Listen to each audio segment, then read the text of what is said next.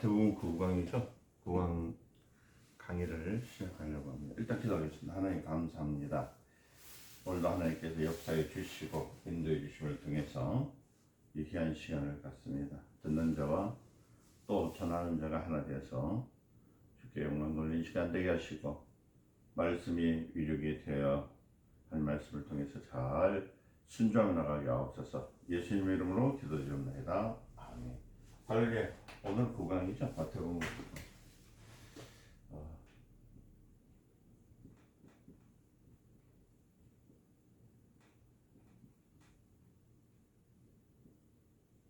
9강.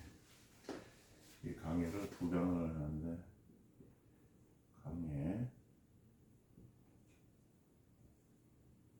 9강. 오늘 그래서 성경을 보면은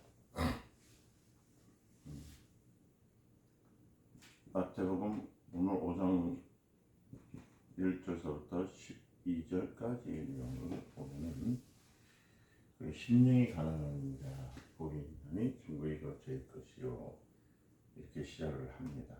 애통하는 자는 복이 있나니 그가 위로를 받을 것이다.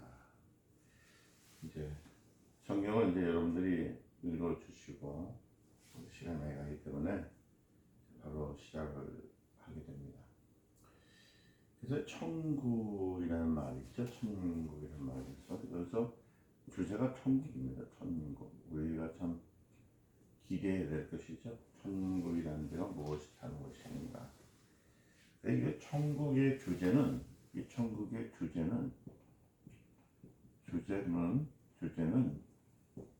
예수 그리스도입니다. 예수 그리스도. 여러분 천국 하면 천국이 어디 있냐 하는데 사실은 이 천국을 말할 때 주제는 예수 그리스도 자신을 말하는 거예요. 그러니까 이 천국과 이 천국에서 보면은 이 천국의 주제에 설 때 첫째는 이 예수 그리스도를 말할 때 첫째는 어떤 것을 얘기하고 있냐면은 이 바로 이 천국이라는 말과 예수 그리스도는 천국과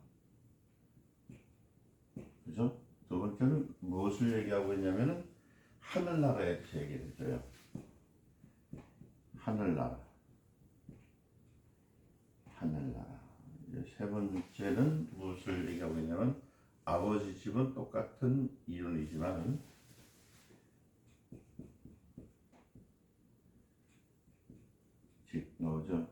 집은 이 똑같은 이론입니다. 이론이지만 그래서 아버지 집은 똑같은 이론이지만 이 시간차가 있습니다.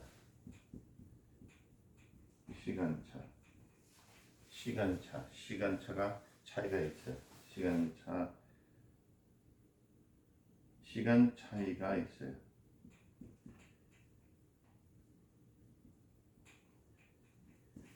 이게 이제 오늘 마태복음 강의에서 나왔던 이 말씀의 주제입니다. 여기서 보니까 그 시간 차이가 있는데,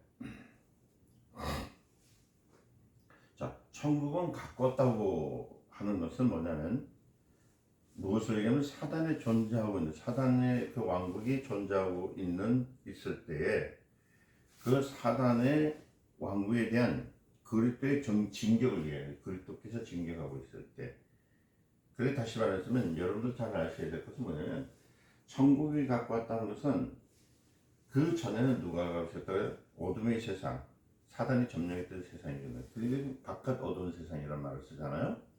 그 바깥 어두운 세상을, 그게 이 땅에 우리가 살아가는 세상을 누가 점령했습니까? 마귀가 점령한 것을 누가 들어오셨냐면은 천국이 들어왔다는 것은 예수 그리스도께서 이 세상에 들어오신 겁니다. 뭐 때문에? 살리려고. 그러니까 사단의 왕국이 아직 있을 때 정죄되기 전에, 심판하기 전에, 그 다음에 사단이 심판받은 다음부터 그러다 하늘나라가 시작되는 거예요. 그러니까 성령이 강림할 때 그 다음에 예수 그리스도의 재림, 그러니까 사단을 완전히 형벌한 다음부터 그 다음부터는 아버지의 집이 되어지는 거예요. 이게 이제 이해되셨어요? 천국은 못 들어갔다고요? 금방 얘기하신 것, 말씀드린 것처럼 사단의 왕국을 침노해요. 침노했다는 겁니다. 이렇게 침노란 말을 쓰거든. 이렇게 말을 쓰는 것도 괜찮죠. 왕국에 대해서 진격했다. 왕국을 진격했습니다.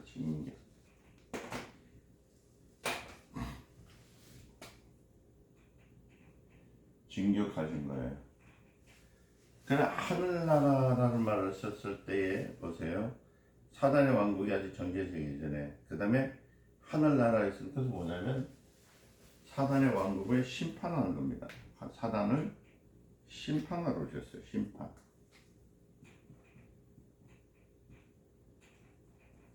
성경 알아야 됩니다. 그래 아버지 집은 똑같지만 차이가 있지만 아버지 집이란 말 써 있잖아요. 아버지라는 집은 뭐냐면 예수 그리스도의 재림이죠.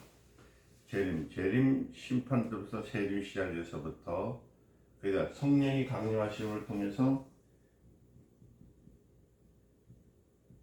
성령의 강림이에요.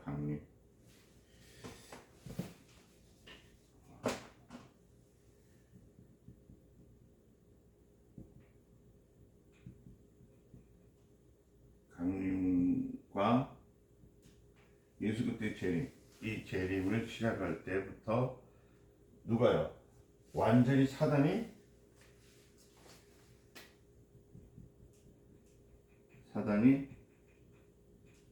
완전히 심판을 받아요. 심판을 받았어요. 완전히 형벌을 당합니다. 형벌을 당해요. 지금 형벌 당했죠? 그 다음부터 시작한 것이 바로 아버지 집입니다. 아버지 집. 이거 하늘나라와 아버지 집에서 차이가 있지만 안 됩니다. 그래서 성경에 보면 이렇게 세가 있죠. 천국을 얘기하시고 하늘나라를 얘기하시고 아버지 집을 얘기하는 똑같은 시간 차이지만은 천국은 사단의 왕국의 징격에 들어오신 것이고 하늘나라는 사단 심판하신 것이고 이해되셨습니까? 안경이 좀 안 맞나? 이렇게 잘 안 보이는데요. 잠시만 안경만 좀 바꿔줄게요.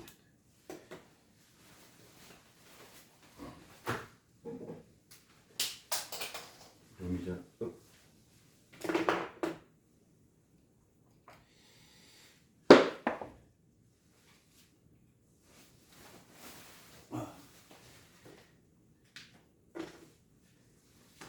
자, 그래서 성령의 강림과 재림이 이제 언제입니까? 우리 시간 차이. 아버지 집은 어딜 가 있습니까? 시간 차이가 있지만 사단을 완전히 심판하실 때 우리가 말씀드렸잖아요.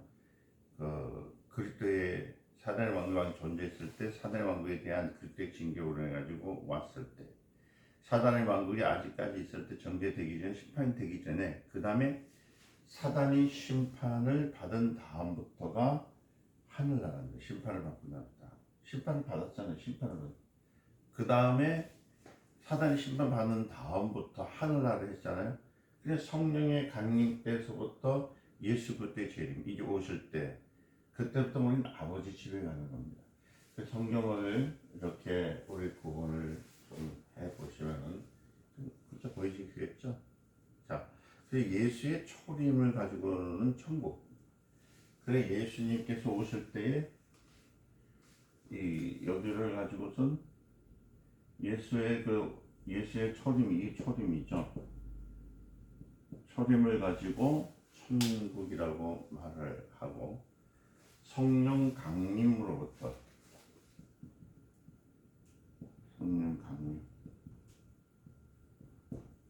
강림으로부터 나올 때부터는 이게 하늘나라.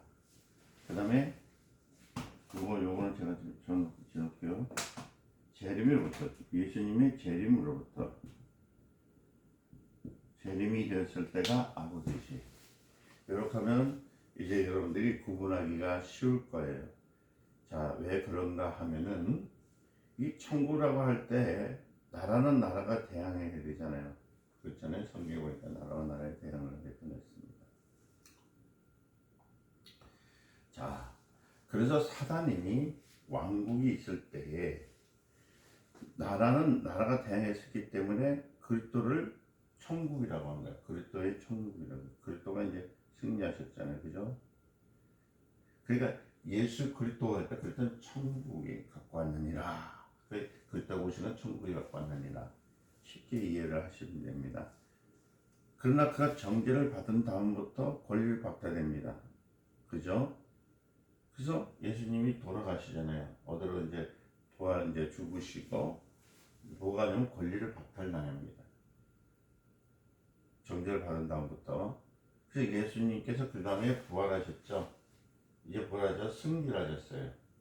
승리하시고 어디로 올라가시냐면은 이제 사망 권세를 이기시고 그리스도께서 승리하셨기 때문에 그리스도의 그 접수할 때부터가 그리스도가 이제 승리하셔서부터가 하늘 나라가 되는 거예요. 그래서 하늘에 계신 우리 아버지여 너희는 이렇게 기도할 때 그 말 뜻이 여기 나와요. 그래서 지금 우리는 하나님 나라, 하나님이 나라에 들어오라고 하는 말이 가까워. 그래서 우리 하늘 나라에 지금은 이제 재림에 하셔야지 우리 아버지 집에 들어가는 거거든요.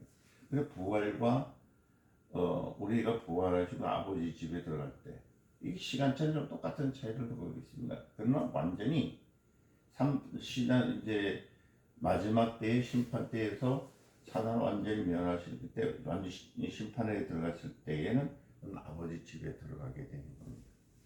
자, 이렇게 좀 이해가 되셨나요? 자, 여기 천국이라는 것은 자신이 임하셨던 것을 지금 말씀하고 있는 거거든요. 천국 누구일 거예요? 이건 영적으로 부유한 자가 천국일 겁니다. 천국은 영적으로 부유한 자. 누가 영적으로 부유한 자입니까? 다시 말하면 하나님의 도움을 최후의 순간을 찾는 자. 그러니까 하나님께서 다른 것을 돕는 것이 아니라 하나님께서 나를 도와주고 하나님께서 모든 것을 이끄는 것을 최후의 수단. 근데 많은 사람들은 자기의 수단과 방법을 가지고 살아가잖아요. 그렇게 되지 않는다는 거예요. 4절에 가면 뭐게 애통하는 자는 복이 있나니 저희가 위로를 받을 것이요. 그랬잖아요. 누가 위로를 받을 수 있습니까? 복을 받은 사람이 위로를 받는 거예요. 위로를 받는 거예요. 천국을 사는. 그래서 원문을 그대로 읽어보면은 축복을 받은 자로부터 저희가 위로를 받을 것이요. 이렇게 말하는 게 맞아요. 그러니까 이 애통하는 자가 아니라 축복을 받은 자라 이렇게 말하는 것이 그게 맞다는 겁니다. 근데 여기 보면 애통하는 자는 위로받는다. 그러니까 누가 복을 받느냐? 위로를 받는 자가 복이 있는 사람이죠. 위로를 받는 사람은 복이 있다. 그러니까 어떤 위로는 영적으로 위로를 받은 사람들이 복이 있다라는 말을 하는 거예요. 이해되셨죠? 그러니까 우리는 영적으로 누구한테부터 위로를 받습니까? 하나님으로부터 위로를 받는 사람들. 그러니까 우리는 복이 있는 사람들. 위로를 받는 자가 복이 있는 사람이죠. 위로를 받는 사람이 복을 받는 사람인데 영적으로 부유를 받는 사람들. 영적으로 부유한 사람이 아니면 하나님의 위로를 받을 수 있을까요? 없다는 거예요. 어떤 사람이 막 이렇게 와서 우리 친척 좀 고쳐주세요. 이런 분들 그러면 예수를 믿습니까? 안 믿어요. 그럼 전 대부분 그렇습니다. 안 믿으면 안 됩니다. 믿어야 구원을 받습니다. 믿어야 구원을 받아야 병 고침을 얻습니다. 그러면 그래 사람이 하는 일이 아니고 신이 하는 일인데 이 월권을 할 수 있으면 신이 하는 일을 어떻게 좌우를 할 수 있겠습니까? 없다는 거죠. 누가 하냐면 하나님께서 하시는 일이기 때문에. 그렇죠? 자, 성경의 요한일서 5장에 보면은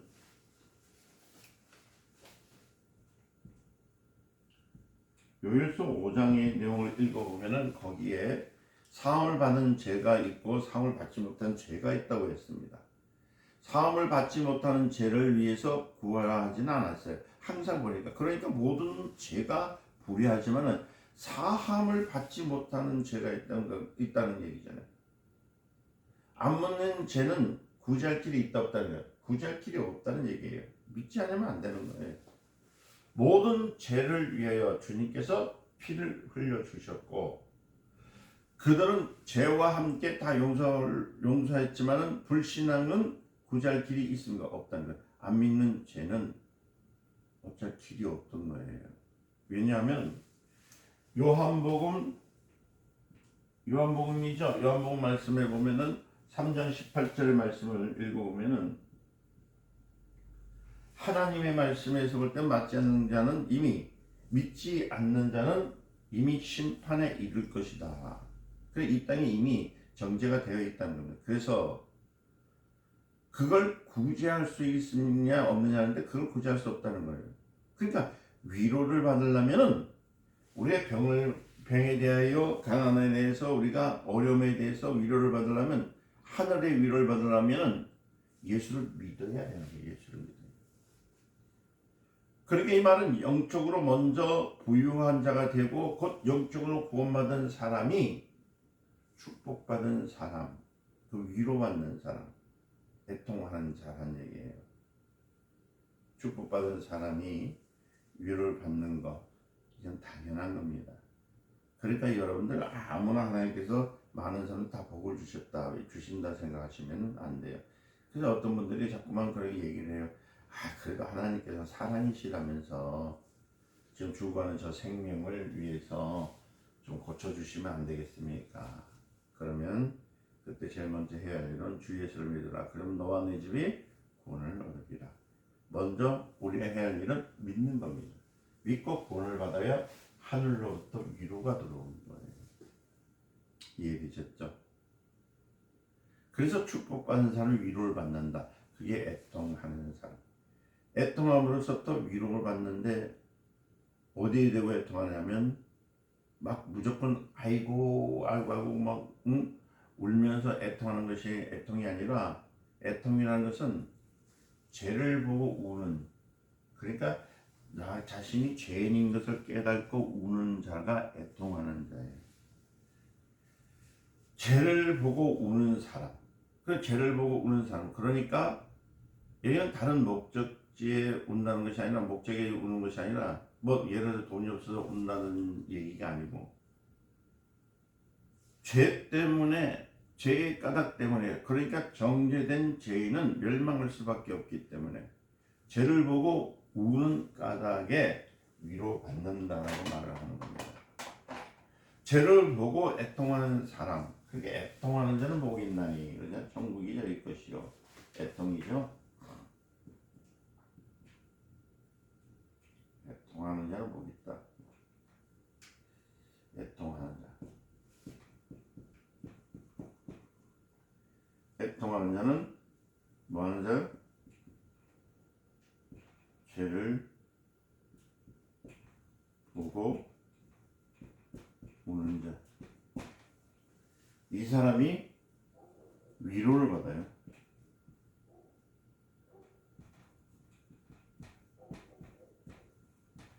이게 성경에서 나타난 얘기입니다.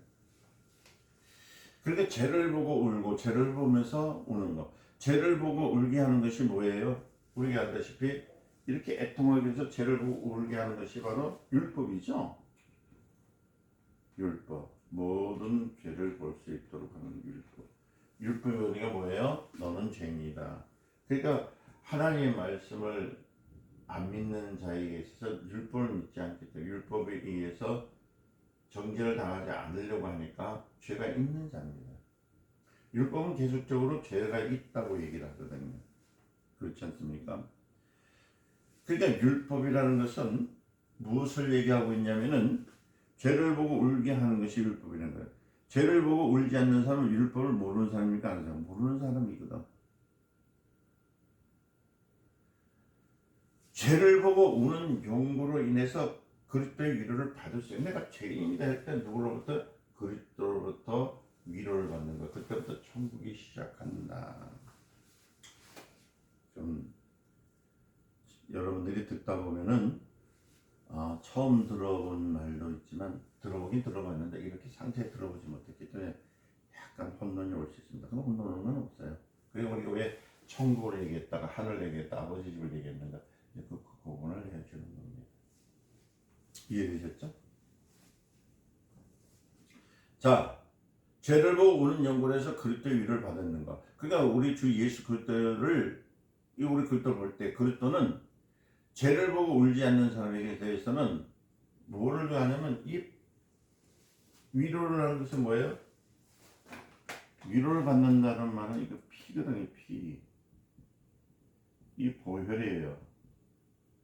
보혈의 능력이 있을까요? 없을까요? 없습니다. 애통하죠. 죄를 보고 온다 할 때는 그때 피가 필요하거든. 그렇잖아요.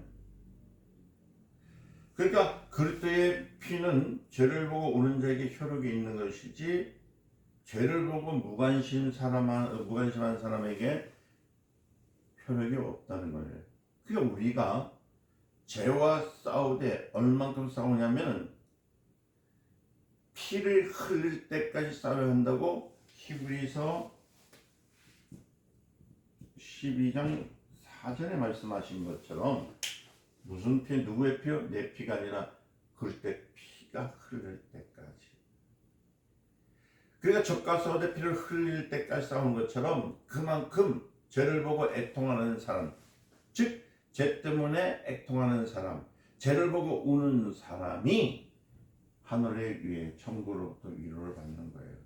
그래서 마태복음 5장 1절에서 보면 그렇잖아요. 쭉 나오면은 애통하는 자는 복이 있다. 그래서 심령이 가는 자는 복이 있네. 천국이 죄가. 심령이 가는다는 것은 뭐가 없어야 돼요? 죄가 없는 자를 얘기하는 거예요.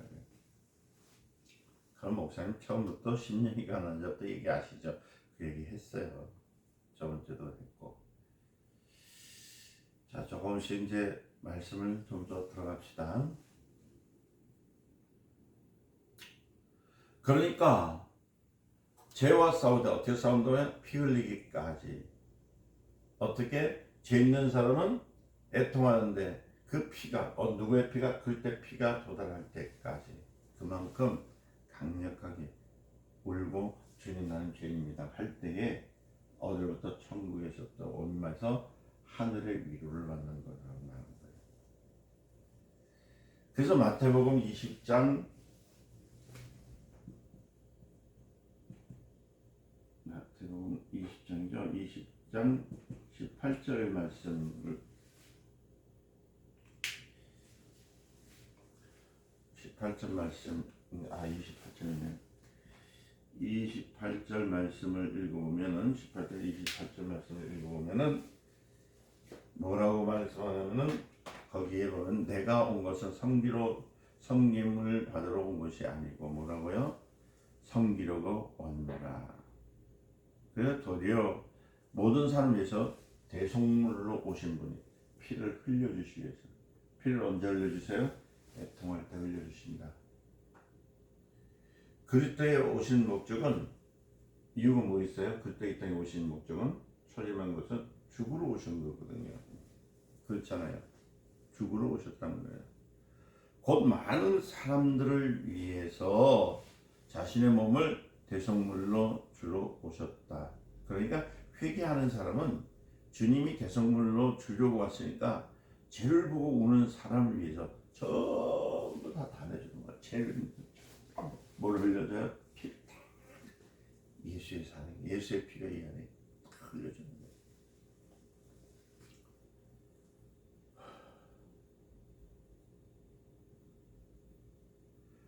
그러니까 죄가닥에 우는 사람을 위로하면 독생자를 내어주신 하나님의 은혜, 그만큼 위로가 되는 말씀. 그가 목숨을 대속물로 주러 왔다고 하는 것은 그만큼 위로하는 것은 그만큼 하나님이 생명을 주셨다는 거예요.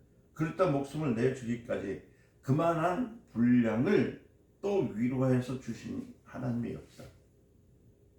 그 위로하심이 어느 정도냐면 그냥 준 것이 아니라 생명을 죽기까지 목숨을 주신 그만큼 주셨다는 거예요.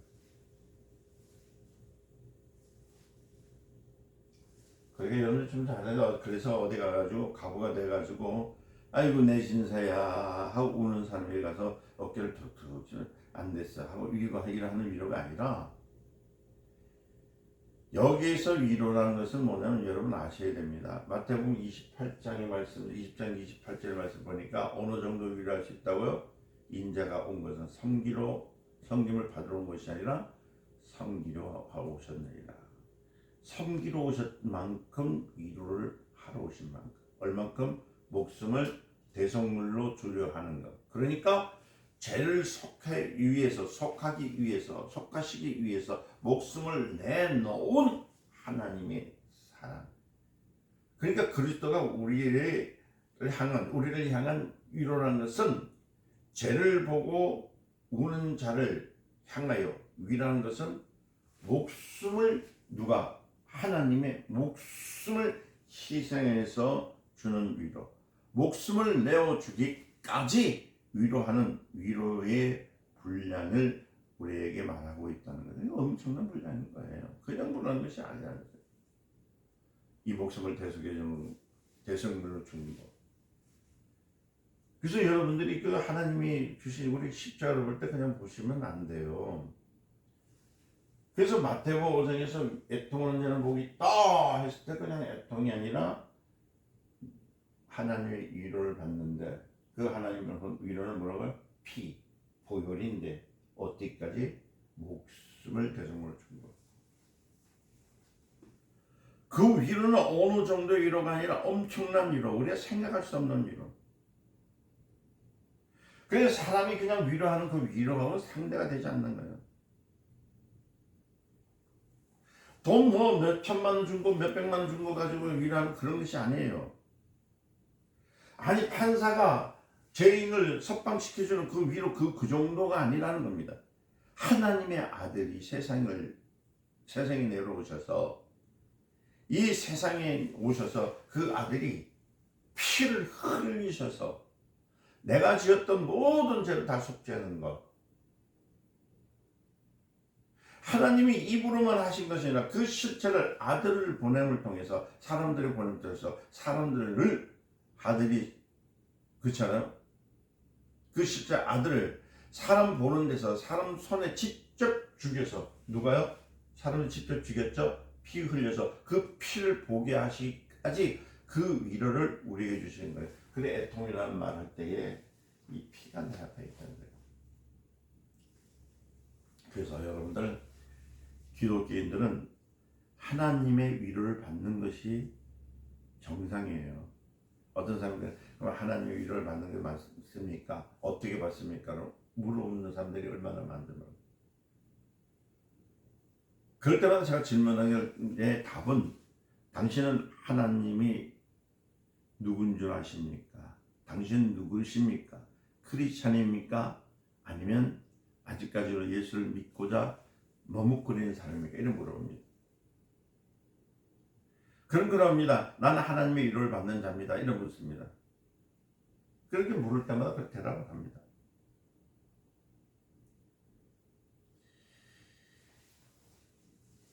그 물음에 대답을 한 사람은 정답이에요. 하나님의 위로를 받는 사람. 하나님의 위로를 받는다는 것은 내가 죄인이기 때문에 나를 구원해서 죄에서 구원해 주신 하나님의 피가 내 안에 있다는 것을 고백하는 거예요. 그냥 위로가 하는 것이 아니라, 어깨를 두드리는 것이 아니라, 하나님의 아들 독생성자를 이 땅에 보내주시는데, 하나님의 그 독생자를 보낸대. 그러니까 하나님께서 지금도 우리가 전도하는 이유가 뭐냐면 그거요, 우리를 위로하기 위해서 흘리신 피를 믿느냐? 너희 죄 때문에 애통하는 자들아, 이 피가 없음을 통해서 너희들은 울어야 되는 거야. 죄가 있기 때문에 울어야 되는 거야. 내가 너를 속죄한다는 것은 네가 나를 믿느냐? 내가 너를 속죄한다는 것을 네가 믿지 못하면 그러면 이 피와 상관이 없다는 거예요. 그래서 하나님께서 사람들에게 직접 애통하는 사람을 살리기 위해서 누굴 보내주셨다고요? 예수 그리스도를 이 땅에 보내주신 거예요. 그래서 회개하라, 천국이 갖고 왔나니라. 뭐 때문에요? 피를 흘리러 오신 분.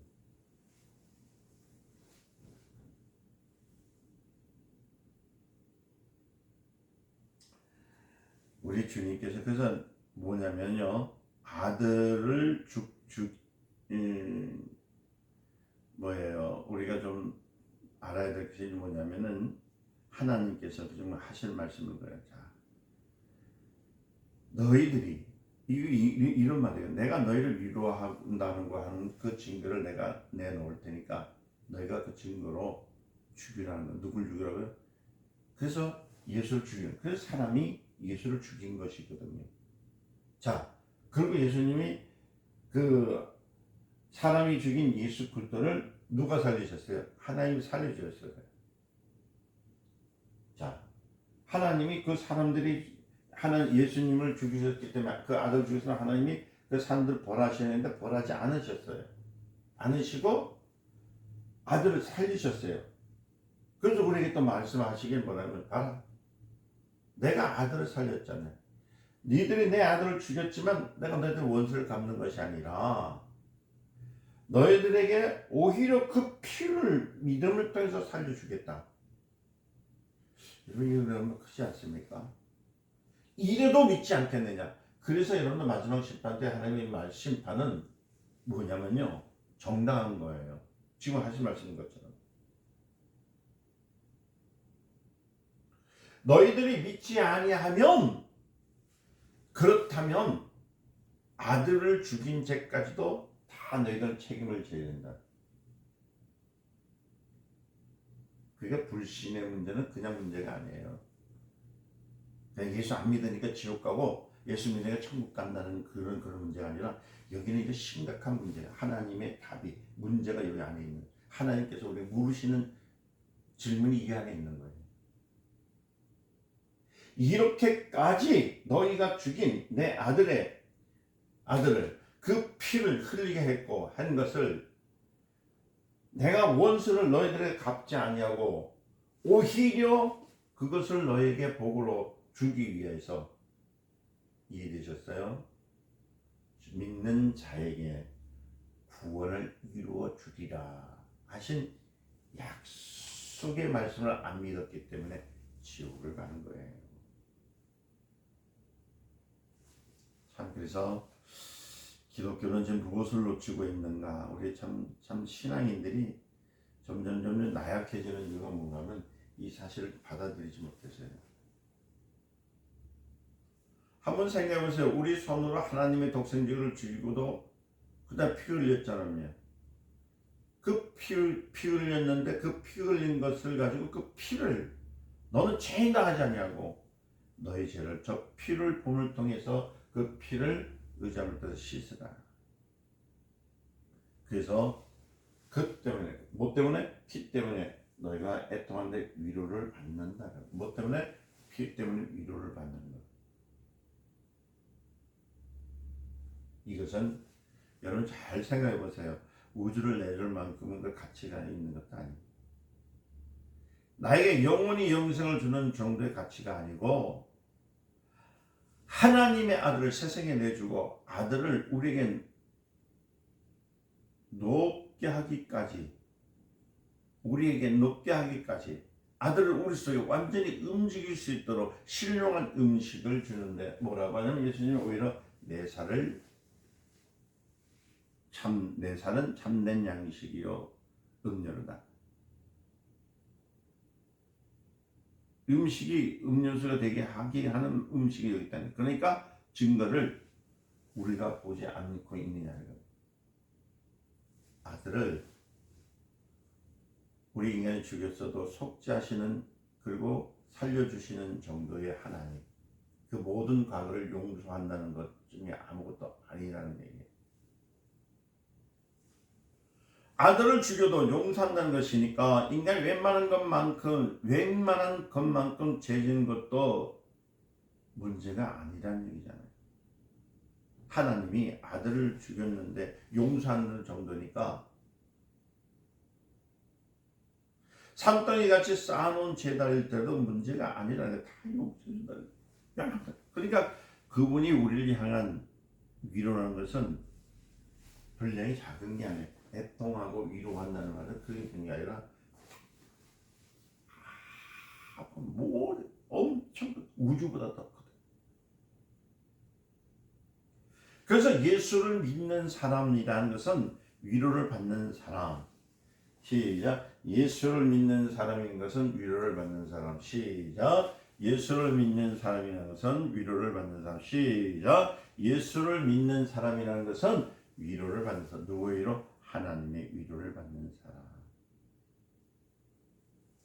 나는 위로를 받는, 누구의 위로를 받는 사람? 하나님의 위로를 받는 사람. 아멘.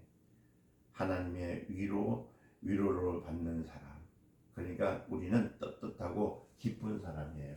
그래서 천국이 네 안에 있다. 네 안에 하늘나라가 있다. 아버지 집이 너희 안에 있다. 했던 말씀은 뭐냐면 하늘나라가 여기 있다 저기까지만 너희 안에 있다는 것은 뭐냐면 위로를 받는, 하나님부터 위로를 받고 있다는 거예요. 하나님의 아들을 죽였어도 용서하시는 이가 우리의 과거가 어떠든지 그 용서가 얼마나 크든지, 그러니까 그건 아무것도 아니라는 거예요. 여러분들이 죄를 암만 많이 지었어도 독생자이신 예수님을 독생자를 죽이는 죄보다 더 큰 죄를 지은 것이 어디 있겠냐는 게, 그런데도 그것도 용서해 주신다.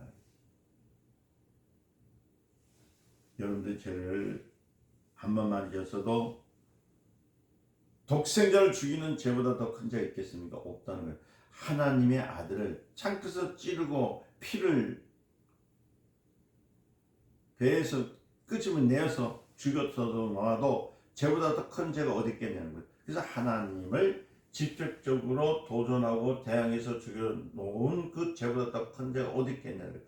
그러니까 여러분들 주 예수를 믿어라 하는 말은 뭐냐면 그냥 뭐 다른 것을 믿는 것이 아니라 너희들이 찔러서 죽인 그 예수 그때 흘리신 피, 그 피가 정죄함을 너에게 보았을 때 나는 죄인입니다 하고 울어지는 때에 하나님이 용서해 주신다는 거예요. 하나님을 직접적으로 도전하는 죄 얼마나 큽니까?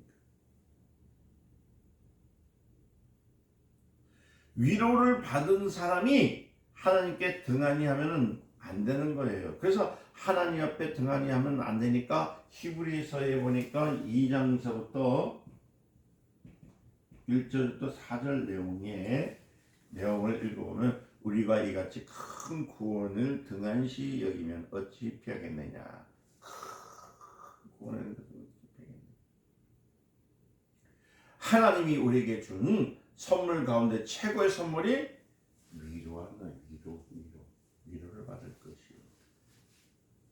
그래서 천국 담의 위로라는 말이 나올 때 이 말이 나온 겁니다.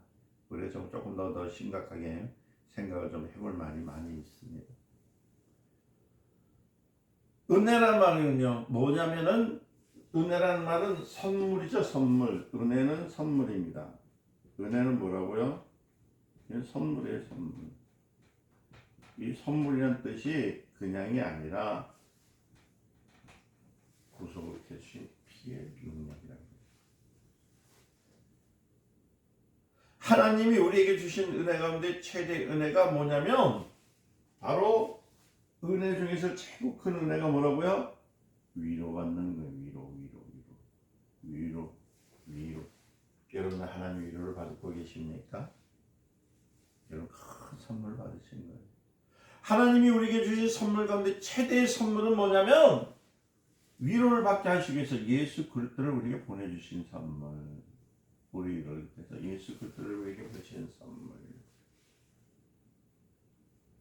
하나님이 우리에게 곧 독생자 예수 그리스도를 주신 것이 바로 최대의 선물인 거예요. 예수 그리스도 독생하신 예수를 우리에게 보내주신 것은 그 죽기까지 우리를 사랑하신 하나님의 사랑. 하나님이 세상을 이처럼 사랑하사 독생자를 주셨으니 영후 3장 18절이죠. 이 선물보다 더 큰 선물이 어디 있겠냐는 거예요. 그 아들을 통해서 우리를 위로하시고, 그죠? 최대 위로를 받고자 무엇을 얻기를 위해서 우리가 살갑니까? 안 되잖아요. 그러니까 우리가 받은 위로라는 것은 값으로 정할 수 없다는 것을 우리가 알아야 되는 거예요.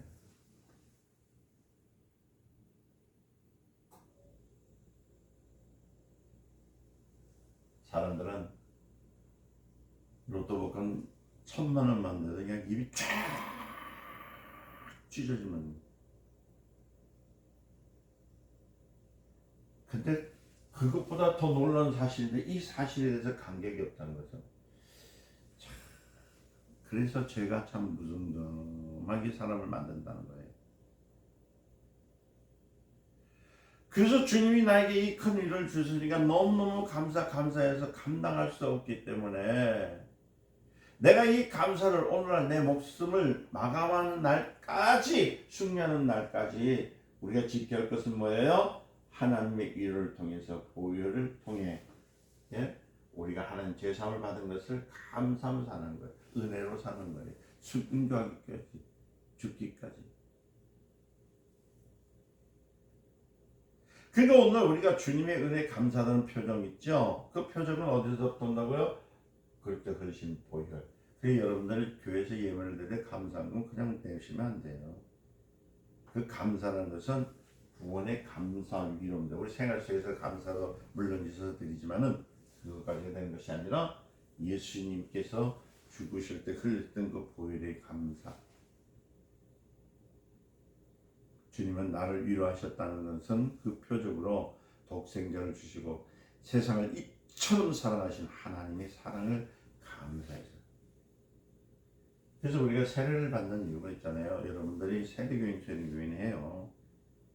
이럴 때 그 세례를 받는 의미가 뭐냐면 예수님과 함께 죽었다는 거예요. 주님과 함께 죽었다. 그래서 내 목숨은 과거는 끝나버리고, 그렇죠? 순교돼버린 거예요. 우린 죽었어요. 순교돼버리고 그 다음에 어떻게 해요? 이제 예수님과 함께 산다. 여기로 되면 그럼 난 순교됐으니까 순교지에 가서 또 순교하라는 그런 말 뜻이 아니고요. 제가 조금 오버해서 말씀드리지만 그런 말이 아니라 주와 같이 죽었기 때문에 내 목숨은 죽은 거예요. 끝난 거예요. 그러니까 우리가 순교자의 정신이란 말은 뭐냐면 주님과 죽었기 때문에 내 목숨은 없어요. 이젠 주님이 사는 거예요. 그래서 주님과 함께 죽는 것을 순교라는 거예요. 그런데 사람들은 하나님을 원망하잖아요. 주님의 위로는 값으로 정할 수 없고 돈으로 바꿀 수 없는데 사람들 얼마나 많이 그런지 몰라요. 왜냐하면은 포기할 수 없는 목숨보다 더 귀한 하나님의 사랑을 우리에게 주셨는데 우리가 목숨을 버리더라도 우리가 포기하지 말아야 할 것은 뭐냐고요? 그때 피, 예수의 피. 너무너무 크기 때문에 우리는 이런 위로를 받는 사람. 할렐루야. 그래서 우리 찬양에 보면은 나 같은 죄인 살리사 그런 나오잖아요. 이 사람들 우리가 지금 하나님에 대한 얘기를 지금 하고 있지만은 하나님의 말씀을 듣고 있고 또 이렇게 성경에 대해서 얘기했지만은 보세요. 요한복음 3장 16절의 내용을 보면은 그 내용을 이해할 수가 있습니까? 이해할 사람이 없어요.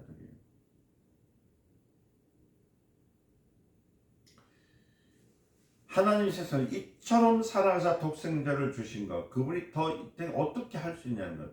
이 독생자를 주신 것 위에 더 정신이 뭐이냐? 더 어떻게 할까? 우리 인간을 위해서. 그러니까 여러분들 불신이라는 것은 그 사실을 안 믿는다는 사실이고 사실을 안 믿으니까 하나님은 어쩔 수 없이 그들은 마귀와 그 예비한 곳으로 보낼 수밖에 없는 거예요. 다시 말합니다. 죄를 보고 애통하는 자는 그러니까 하늘로 위로를 받을 수가 있어요. 그러나 죄를 보고 애통하지 않는 사람은 그러니까 누구로부터요? 하늘로부터 위로를 받을 수 있을까? 없다. 그래서 요한일서 1장 8절에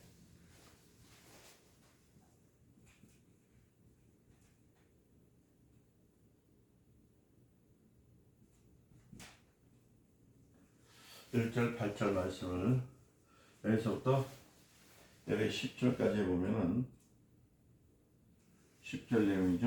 10절 내용을 읽어보면은 이제 쭉 말씀을 해줘요. 그러니까 누구든지 나는 죄가 없다면은 진리가 그 속에 있지 않다. 누구든지 나는 죄를 범하지 않았다고 하면은 하나님과 영원히 사귐을 가질 수 없다. 그래서 우리는 죄인인 거예요. 죄인.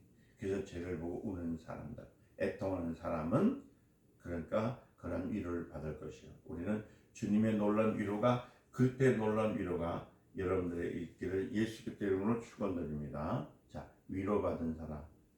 여러분 위로받는 사람들은 얼마나 감사한가. 보통 감사가 아니라 그 분량이 어쩔 수 없이 엄청 크다는 것을 보는 거. 이제 이렇게 해서 요 자체에 대해서 이제 애통이라는 것을 얘기했습니다. 자, 이거 기억하시죠? 여러분들 이거 참 중요해요. 그래서 마태복음 5장 1절에서부터 나가면서 12절까지 내용이 무엇이냐?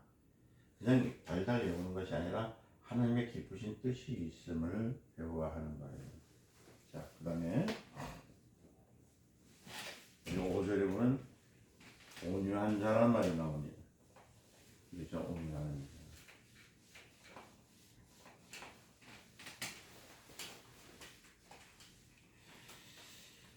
자. 자, 얼마만큼 우리가 주님의 말씀 가운데 바로 서지 못하고 살았는지 우리가 한번 생각해 볼 수 있는 기회가. 그래서 마태복음을 왜 계속 빨리빨리 안 해주세요 자꾸 얘기하는데 이게 들을 수 있는 시간과 그 생각할 수 있는 그 기간들이 있는 거예요. 그렇기 때문에 제가 여러분들이 그냥 여기가 한 절 한 절에서 이러니 하고 나가버리면은 여러분들은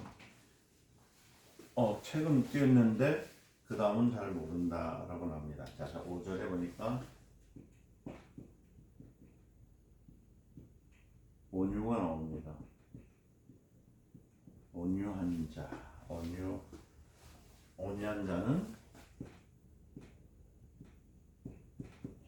복이 있다고 합니다. 이게 복이 뭘까?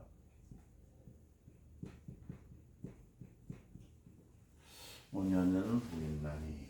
자, 저희가 온유한 자는 복이 있나니. 그러면서 저희가 땅을 무엇을 받는다? 기업을 받는데요.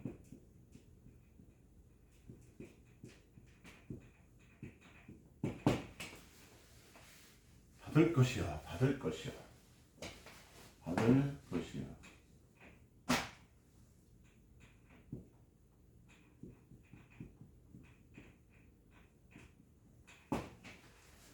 오늘 내용이죠? 이렇게 글자 왔다 갔다 하네. 그러니까 축복받은 사람들, 축복받은 사람, 축복을 받은 사람. 그 어떤 사람이냐면, 자, 5년 전은 복이 있다는 것을 축복받았는데 그 축복을 뭐냐면 저희가 땅을 기업으로 받는다. 자, 다시 말합니다. 저가 땅을 기업을 받는다. 축복받는다. 다시 말하면 영적으로 축복받은 사람입니다. 이게 축복이, 이건 이 복이라는 말 할 때 이 말은 축복이죠. 축복받는 사람. 축복받은 자, 영적으로 축복받은 사람. 이 사람이 온유한 자예요. 축복을 받은데 무슨 받은 사람? 온유한 자는 영적으로 축복받은 사람을 말하는 거거든요. 이해되셨어요?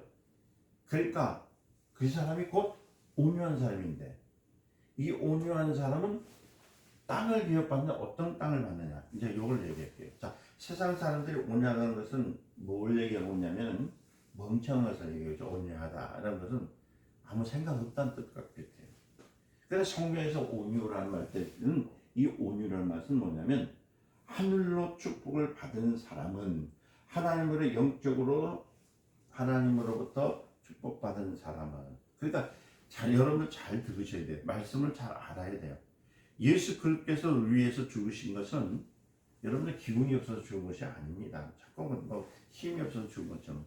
그가 온유한 이성을 가지고 의식적으로 양보한 것인데, 어떻게 양보했냐면 온유한 이성에서 하늘의 영적인 것을 가지고 우리에게 주시기 위한 온유입니다. 이건 인간적인 온유가 아니에요. 이건 영적인 축복의 영적인 온유라는 말을 써야 되는 겁니다. 자, 하나님을 의리해서, 우리 한번 보세요. 아니, 죄진 놈은 그냥 지옥에 보내면 되는데 왜 하나님께서 주십니까? 그렇잖아요. 억울하잖아요. 죄 지은 사람이 지옥 가면 됐지 왜 하나님의 아들을 죽여가지고, 그죠? 그렇게 합니다. 하나님이 죽기까지 주님을 순종했던 게 온유하시기 때문에. 온유하시기 때문에. 이해되셨어요?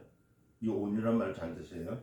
세상 사람들의 온유라는 것은 멍청하지만은 하나님의 뜻을 그대로 지킨 것은, 이게 영적인 것은 하나님 말에 순종해서 그런 것을 온유라고 해요. 순종해서. 이해되셨습니까? 조금만 더 갑니다. 자, 우리가 그와 같은 온유. 그래서 목사도 온유한 사람. 온유하다는 것은 뭐냐면 말 그대로 하늘나라의 말씀에 순종해서 선포하는 사람들. 이게 하나님의 순종을 해요. 죄송합니다. 목사도 온유해야 되는데 저는 온유하지 못해가지고 여러분 죄송합니다.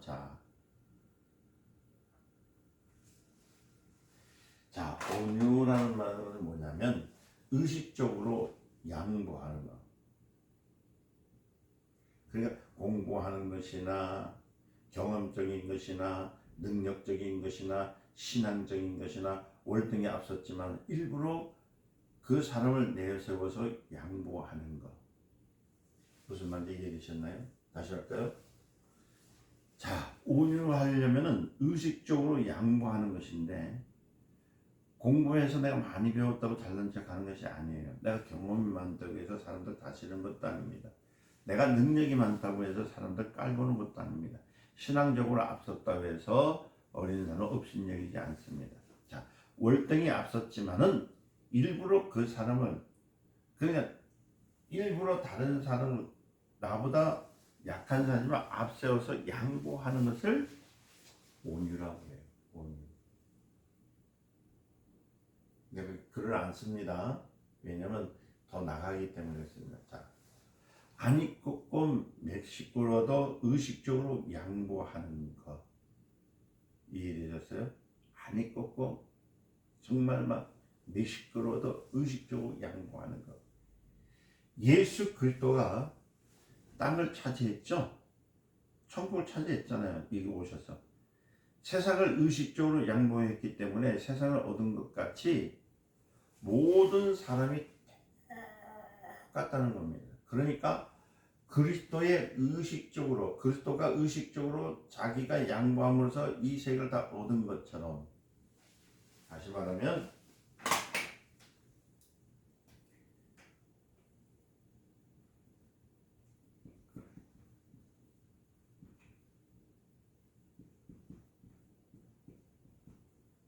의식적 양보입니다.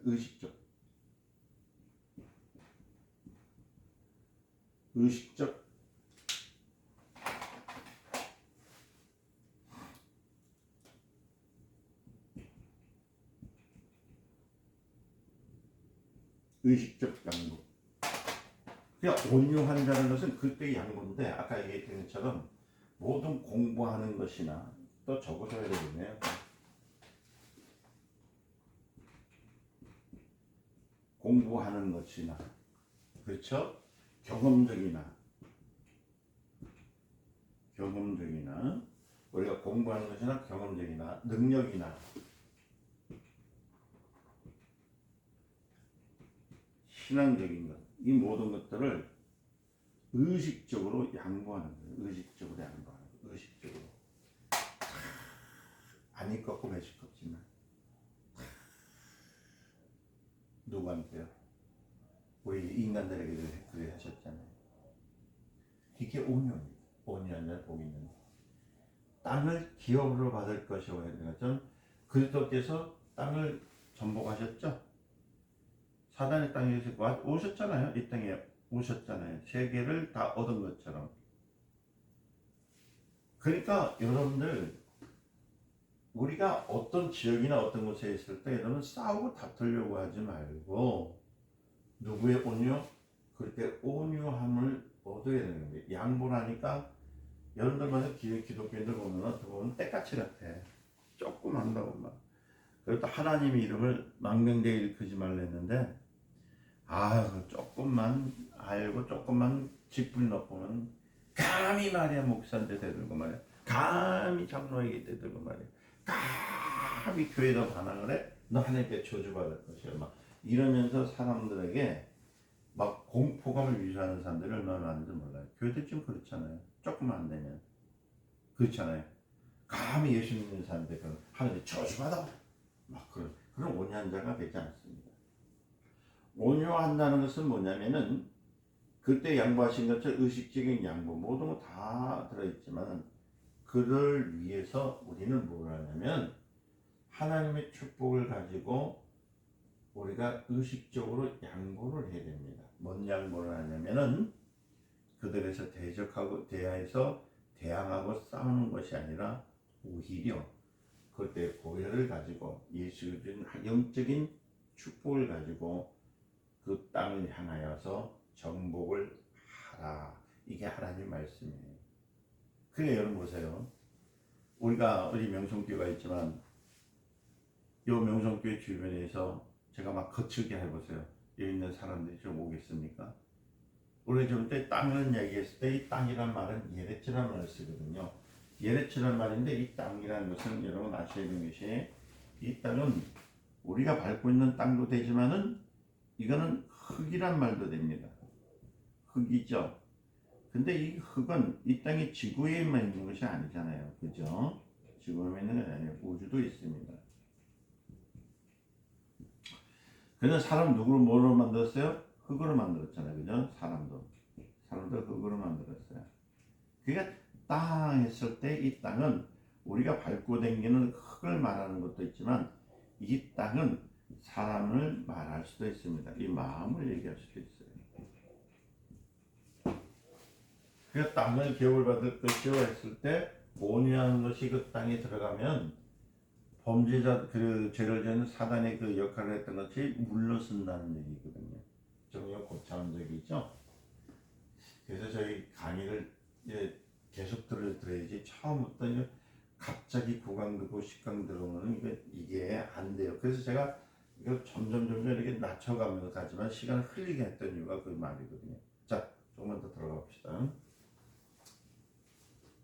자, 그러니까 겸손하라는 말.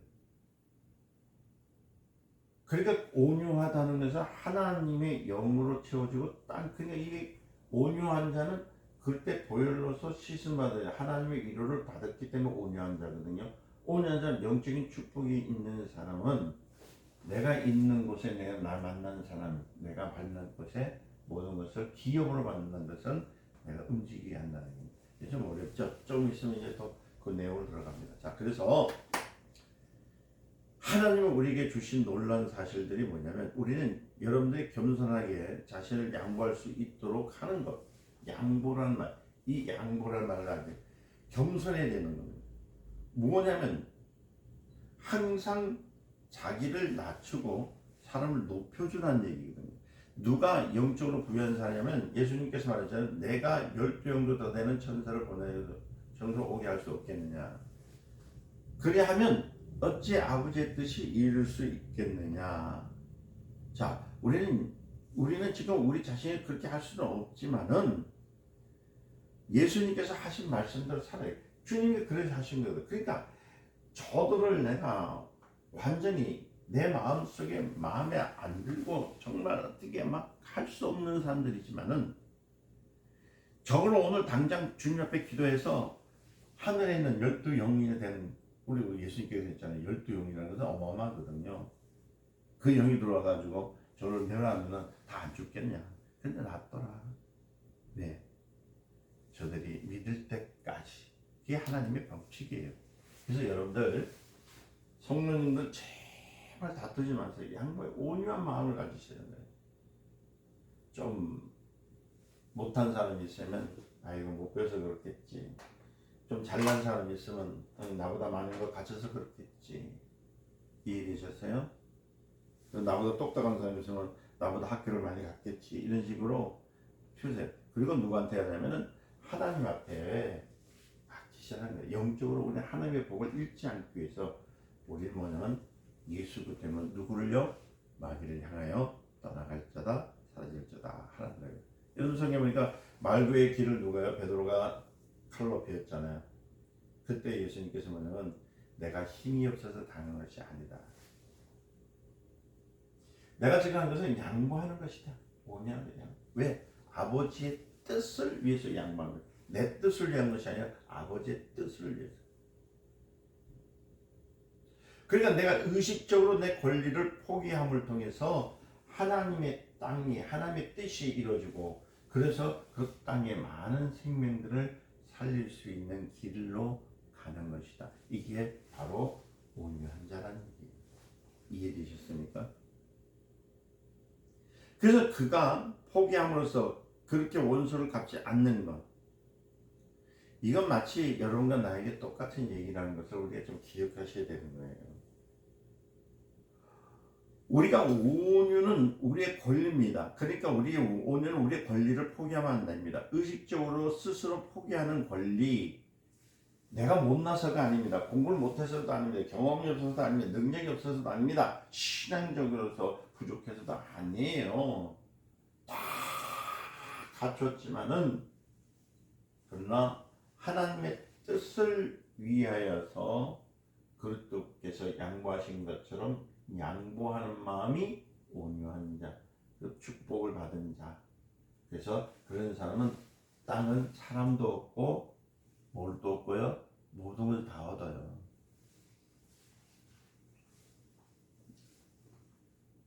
이해되셨죠? 그래서 이렇게 온유해야만이 교회가 잘 되는 겁니다. 그 교회 내보면 다 너무 똑똑해. 뭐든 하든 뭐 이상하게 간판만 쓰면 그냥 다 똑똑한 사람들이 많아서. 죄송하지만 똑똑한 사람 같이 똑똑하면 안 됩니다. 똑똑한 사람, 양보를 하는 사람이 땅을 기업으로 얻는다. 그러니까 주님께서 세상을 얻은 것처럼 목회도 말이에요. 우리도 어떻게 양보할 줄 알아요.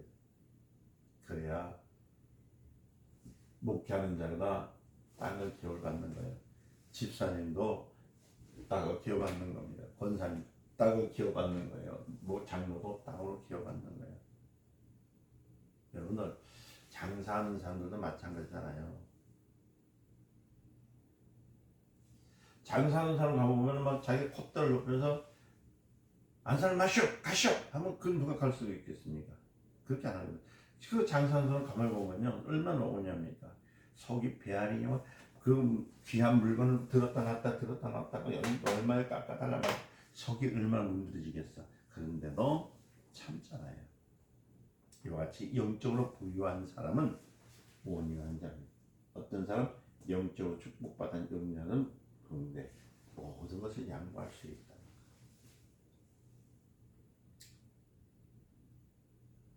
영적으로 부유한 사람은 온유한 자. 그러니까 뭐든지 목사는 나 좀 따라와라. 그러면 그 사람은 나오지 말라 막 이런 식으로 배척을 하면 교회가 될까 안 될까요?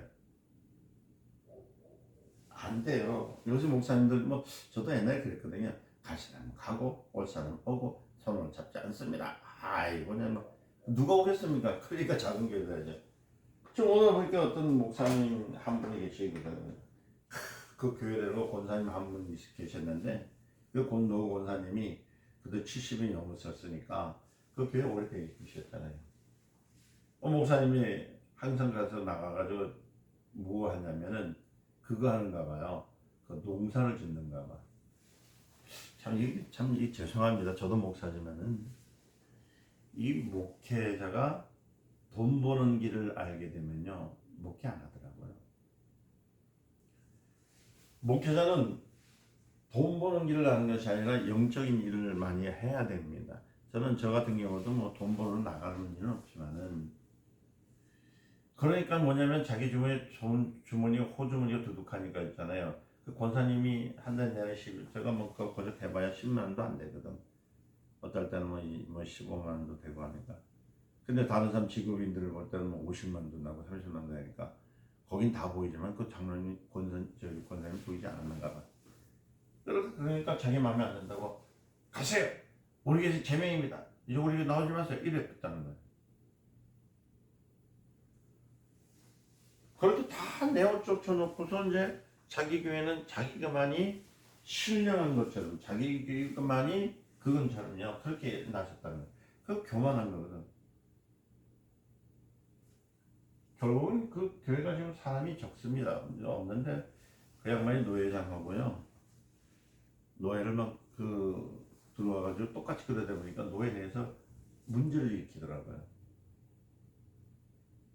목회는 백장으로 하는 게 아니에요.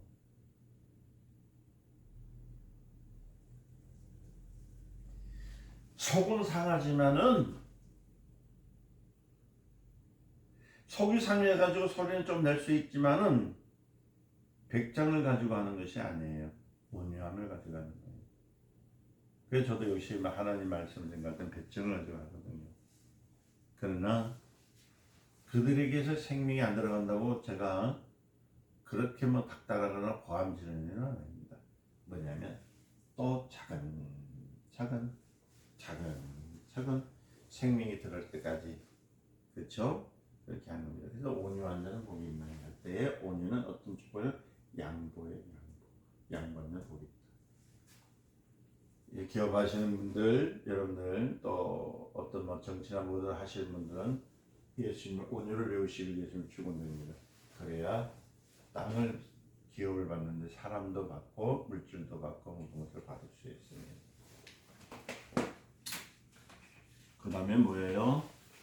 6절이죠? 6절 내용을 보니까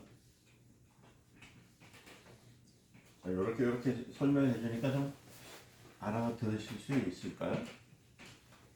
주님께서 하신 일을 믿습니다. 6절에 우리 성경 6절 말씀에 보니까 뭐라고 했으면 의에 줄이고 목마른 자랬죠? 의에 줄이고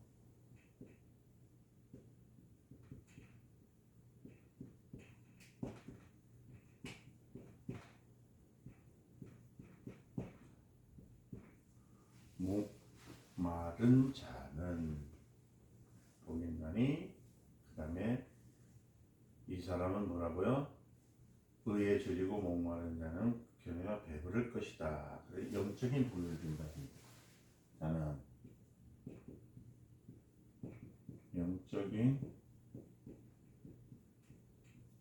우유를 주신다.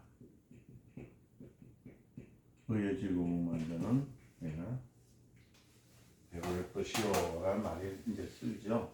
배부른다는 것이다. 그래서 우리 성경을 이렇게 읽어보면요, 저것마다 이제 각자 해석하는 분들이 잘못 해석을 통해서 많이 어렵게 되는데, 그들이 배부를 것이요 라는 말을 쓰죠. 그들이 배부를 것이요. 그래서 목마른 자는 의에 줄이고 목마른 자는 복이 있나니 그들이 배부를 것이요.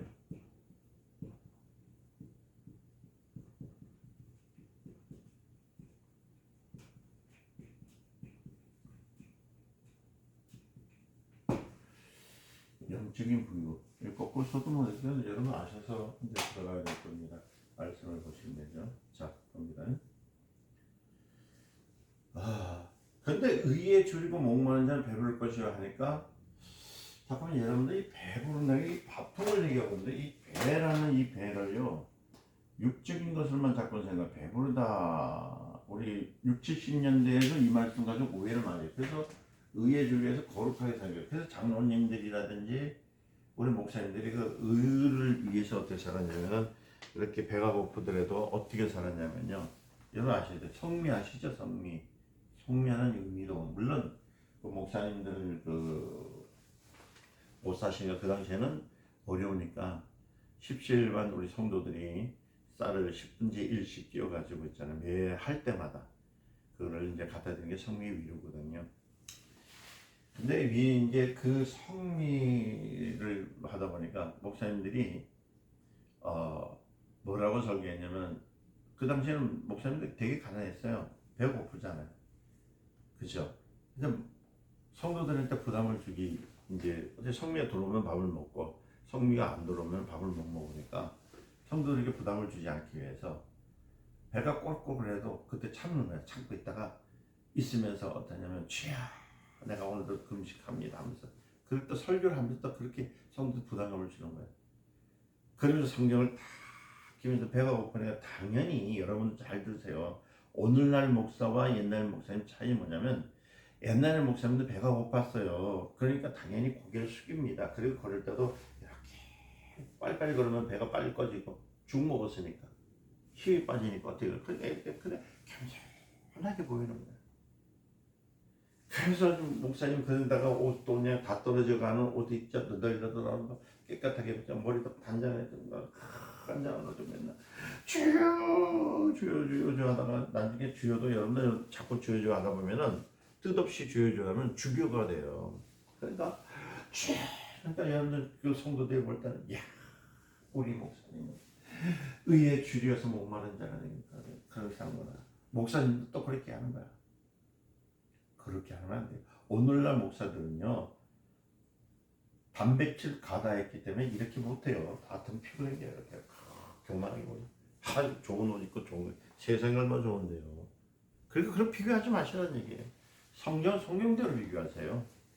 옛날 목사님들은 겸손해가지고 그렇게 했는데 요새 목사님들이 겸손하지 못하다고 이렇게 말하지 마시라는 얘기예요. 성경을 알아야지 그런 얘기를 안 하지. 자, 이건 밥통이 아닙니다. 뱃속에 있는 밥통이 아닙니다. 이거 아셔야 돼요. 잘 보세요. 무슨 뭐 창자가 창자 위가 뭐 늘어났다는 뜻이 아니에요. 이게 뭐냐면 의의 배가 부르다는 거. 그러니까 의에 대한 것을 의에 대한 문제를 알아야 돼. 이 의가 뭐예요? 하나님의 뜻입니다. 하나님의 뜻. 하나님의 뜻을 채우는 사람은 뭐예요? 배가 불러요. 그러니까 의에 줄이고 목마른 자는 하나님의 뜻을 위해서 하는 사람은 그들이 배부를 것이다. 어디에 배부르냐? 영적인 배부릅니다. 어린아이들 보세요.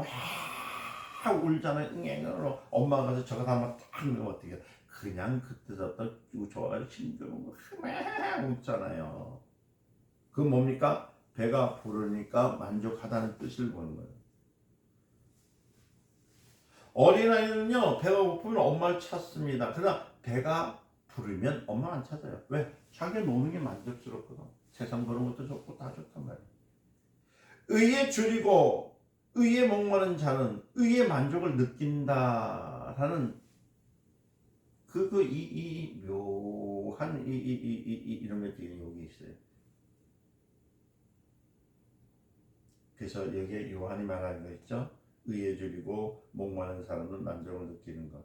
의에 대하여 만족을 느끼는 것. 그러니까 영적으로 의에 줄이고 목마른 자는 예수님의 일을 하기 위해서 줄이고 목마르듯 하는 자들은 무슨 말이냐면요. 그럼 의에 줄이겠다 목마른 자는 배가 부른다. 어떤 배는 영적인 배가 부른다는 거예요. 충만해집니다. 다시 말하면 의는요. 예수님 하나님의 일이죠. 우리들은 예수님께서 하신 그 의, 하나님의 의, 그 뜻을 이루어서 예수의 일에 줄이고 목마른 자는 그들이 복이 있다는 거예요. 무슨 복? 하늘의 복이 있다. 복이 있나니. 이 복이 뭐예요? 축복이죠? 축복이다. 하늘의 복이 있다. 그들이 배를 부르는데 무슨 배가 불러요? 영의 배가 부른다는 겁니다. 그 만족함이 있다. 할렐루야. 예수의 일은 뭐예요?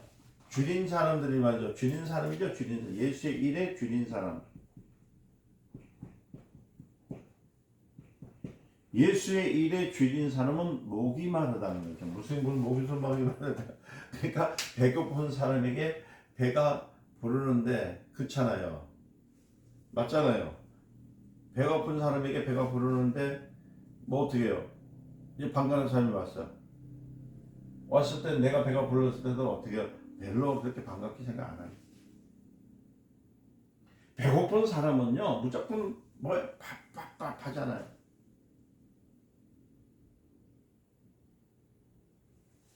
옛날에 제가 배가 한번 고파본 적이 있었는데요. 배가 고프니까 눈에 보이지 않더라고요. 뭐든 뭐만 보이냐면 다른 거 하나도 없는 밥밖에 안 보여요. 밥.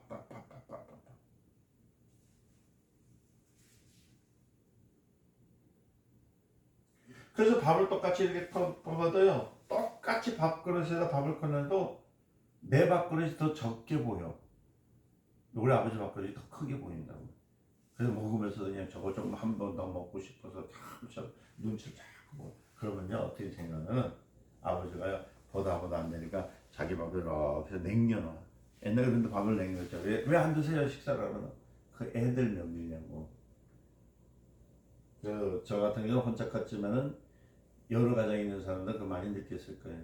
막내가 밥을 먹다가 아버지 밥 먹다가 내 밥 먹다가 아버지 밥, 엄마 밥 먹다가 내 밥 먹다가 형 밥 먹다가 다 눈치 보고 있는 거야. 그러면서 뭘 먹으면은 아버지 밥그릇 쳐다만 보고 있는 거야. 눈이 탁 승냥이 쳐다처럼 밥을 한 숟갈 먹다가 눈치 보다. 그러다 아버지가 밥 몇 숟갈 하고 이제 물 마시고 왜 안 드세요? 그럼 누가 제일 먼저 갑니까? 막내는 나중에 먹으면 못 먹어요. 제일 큰 형이 가는 게 내가 먹어야지. 아버지는 내가 먹는 거야. 그러면서 뺐다 먹지. 그래서 아마 식구 하는 사람들은 제일 싫어하는 것이 큰형이 돼요. 애들이 맨날 이유도 없어요. 왜 큰형 싫어하냐 물어보면 자기 먹을 밥을 빼뜨려 먹었기 때문에 싫어하는 것이지. 다른 거 싫어하는 거는 아니 엄마 뱃속에서 같이 나오는 사람들 왜 싸우는 거야?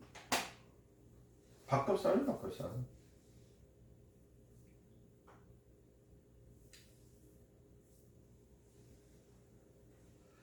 그러니까 줄이고 목마른 사람들은 정신이 있습니까 없습니까? 없다는 얘기입니다. 줄이고 목마른 사람은 정신 없어요. 그래서 오늘 이 의에 줄이고라고 할 때는 주님의 일에 줄이는 사람들은 정신없이 주의 일을 하면 영적으로 부유함을 얻는다는 거죠. 이게 능력이라는 거예요. 능력이 오는 길이에요. 뭐 능력이 다른 데서 오시지 않습니까? 하나님의 일을 하기 위해서 목마른 사람이 돼야 영적으로 복을 받아요. 이해되셨습니까? 영적인 일, 이게 영적인 것입니다.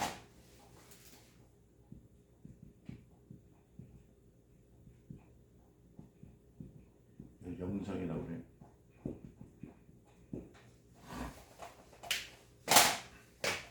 알아듣는 사람은 알아들으시기 바랍니다. 의의 일은 의에 줄이고 목마른데 의는 누굴 말합니까? 바로 예수를 얘기하는 겁니다. 의는 예수를 말하는 거예요. 예수를 얘기하는 거예요. 예수 일을 하기 위해서는 줄이는 자가 되는 거예요. 그러니까 곧 하나님의 일을 하기 위해서는 줄이고 목마른 자처럼 갈급한 마음으로 일을 하라는 얘기입니다. 예수 일을 하기 위해서는 줄이고 목마른 자가, 그러니까 하나님의 일을 하기 위해서 줄이고 목마른 자가 되듯이 해야 영적으로 하나님의 도우심이 있다는 거예요. 이런 사람은 배부른데 영적으로 축복해요. 여러분들이 지금 하는 일에서 영적으로 하시고 계십니까? 제가 물어보면요, 전부 여기저기 보면 잡은 세상적인 방법으로서 다 일을 하려고 해요. 교회가 돈이 없어서 못한다고 합니다. 교회는 돈으로 하는 것이 아닙니다. 영적으로 하는 겁니다. 의에 줄이지 않았기 때문에 교회가 복이 없는 거예요. 의에 줄이지 않았기 때문에 하나님의 일에 관심을 갖지 않기 때문에 하나님의 일을 안 한 거예요. 예수의 일에 관심을 갖게 되면요, 영적인 것을 갖고 있기 때문에 하나님은 사람을 보내주시는 거예요. 그래서 저번에 어떤 분이 그러던 목사님은 어떻게 이렇게 운행을 하십니까? 성도도 적은데 그러더라고요. 제가 무슨 뭐 돈으로 운행합니까? 죄송합니다. 돈이 없으면 안 되겠지만 아니에요. 어쨌든 한 생명이라도 예수에 대해서 내가 가르치려고 예수의 생명을 알려주기 위해서 애를 쓰니까 성도님들이 적지만은 인원수는 적지만은 그날 예수의 그 목마름을 통해서 채우기 위해서 모여서 같이 하기 때문에 교회 성장하는 거예요. 여러분들 교회에 오면요, 이 교회는 특별한 것이 뭐냐면 뭘 오냐면 일하러 오는 사람들이, 그 일복이 터진 사람들이 오는 것이 교회에 돼요. 다시 말하면요, 일복이 터진 사람이 교회에 와야 일복이 터지고 잘 돼요. 그러니까 교회에서 일하려고 하는 사람들, 그러니까 여러분들이 직분 맡을 때 자꾸 다른 데 가지 마세요. 줄 때 감사합니다 하고 시킬 때 자꾸 하세요. 그러니까 있잖아요. 교회에서 자꾸만 사람들이 오는 것을 막는 것은 뭐냐면 일하지 말라고 하는 거예요. 그래서 저희 교회 오면 그러잖아요. 무슨 일 하죠? 말씀 먹는 일을 하세요. 설거지 일은 우리 사모님이 할 테니까. 이 말 뜻은요. 여러분들이 노동하는 거에서 내가 까칠해서 제가 음식을 까다롭게 먹기 위해서 그런 것이 아니고요. 우선 일이 무엇인지 어떤 일을 해야 되는지 우리가 알았다면 그 일을 하자고 가르치는 것이거든요. 그 일을 하라고요. 그런데 먹는 일 말이야. 지금 이 밥통 말이야. 이 밥통이랑 늘기는 일을 하기 위해서. 그리고 노동적 일을 하는 것을 보이는 일로 해가지고 뒤에 일을 한다고요? 아닙니다. 그런 건 아닙니다. 말씀으로 누구의 일을 위해? 하나님 예수 그리스도의 일을 하기 위해서 말씀을 들으라. 그래서 일꾼들이 와서 말씀을 듣고 주의 일을 하라는 거예요. 그런 것이 교회예요. 여러분들 세상에서도 그래요. 일을 하려고 해도 일이 들어옵니까? 안 들어옵니다. 뭔가 이 사업을 하려 해도 일이 안 들어오면 아무것도 안 돼요. 그러니까 교회 일이라는 신기한 것은 뭐냐면 하려고 하면 그에게 일이 2개, 3개, 4개, 5개, 6개 시작돼요. 그러면요 일을 하면 하나님께서 세상 일도 주십니다. 이거 법칙이에요, 법칙. 땅을 기업으로 얻게 하셨던 말씀처럼 이제는 내한테 영적인 배가에 복이 임하기 시작하는 겁니다. 그런데 일을 시키려고 해도 죽고 말을 안 듣는 사람들, 그러면서 딴 데 나가가지고 돈 벌 거라고 밖에 나가서 열심히 뛰어서 돈이 벌려집니까? 그러니까 병원에 가고 실려가고 그렇게 하지. 아파하고 하는 것이지. 주의 일을 해보라고요. 그러면 하나님 세상 일도 주세요. 그것이 뭐냐면 1달란트, 2달란트, 5달란트만 뭐냐면 그거 일을 주님이 주신 일을 잘 할 때에 2달란트, 5달란트 벌가가 되는 것이지 그냥 되는 것이 아니라는 겁니다. 성경이 뭐라고 했습니까? 마태복음 13장 12절에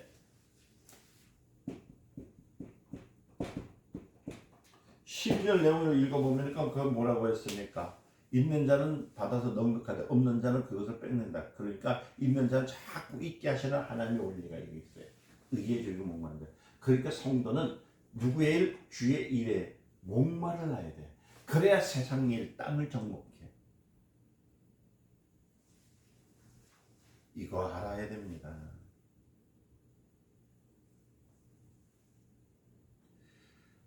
없는 자는 그 있는 것도 뺏긴대요. 그러니까 의에 목마르죠. 그래서 교회 내에 여러분들 영적 거지들이 얼마나 많아요. 일을 안 하면서 그냥